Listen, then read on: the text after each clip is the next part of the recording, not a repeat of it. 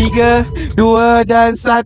Kakak. Sorry kak, ganggu masa kak. Sekarang ni saya nak minta bantuan akak sikit. Nak pinjam masa akak. So akak nak join tak kita punya sapu laju je? Dia macam mana tu? Kita bagi akak masa seminit. Masuk dalam ni, ambil apa-apa barang sekalipun. Kita belanja. Akak nak ataupun tak nak? Nak lah. Siapa yang tak nak macam tu? Dalam kiraan 1, 2 dan 3. Akak ambil laju. Jangan tak laju kak. Ambil apa sahaja dalam masa seminit. Laju kak, laju. Okey, bagus. Okey kak, dalam kiraan 10, 9, 8, 7, 6, 5, 4, 3, 2 dan 1. Tamat.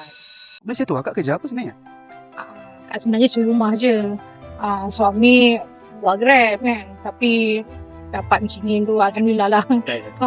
So, akak happy ataupun tak happy? Happy lah. Alhamdulillah, syukur sangat. Apa feeling akak?